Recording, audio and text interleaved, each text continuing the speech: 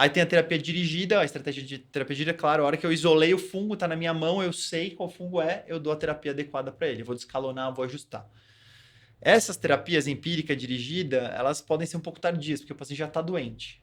Então a profilaxia começa antes do paciente ficar doente, a empírica quando ele já ficou doente, eu não sei ainda o que que é, e a dirigida quando eu sei exatamente o que é. E no meio do caminho existe uma estratégia que a gente falou muito no episódio de citomegalovírus, que é a estratégia chamada preemptiva.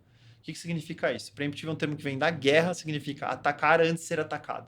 Eu sei que você atacado, então eu vou atacar primeiro. Então eu uso um marcador, um biomarcador, para saber, esse cara vai ter infecção fúngica. Antes dele ficar com uma consequência da doença, ele tem um marcador positivo. No caso, aspergilos, a gente vai falar de galactomanana, que é o marcador mais usado para esse contexto, né? E eu vou fazer esse marcador de maneira seriada, às vezes o marcador positivo antes do cara ficar doente. Daí eu sei que esse cara merece um tratamento diferente.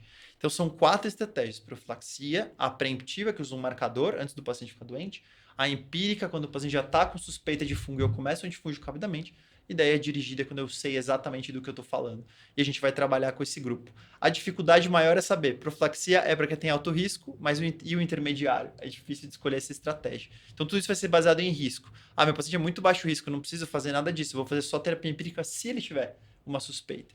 E tem alguns que eu posso fazer o biomarcador. Então essas são as estratégias que a gente tem para abordar as infecções fúngicas de um modo geral.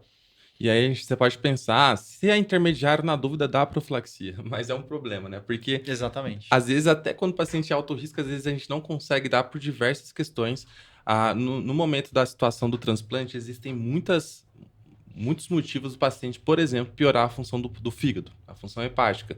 Pode ser, sei lá, um GVHD, doença do enxerto contra hospedeiro precoce, ou então ali mais precoce ainda o paciente pode ter uma doença veno-oclusiva, Toxicidade tem da quimioterapia. quimioterapias, que é super hepatotóxica, e as profilaxias de antifúngicos são medicações que são classicamente hepatotóxicas, que são os azólicos. Alguns mais do que os outros,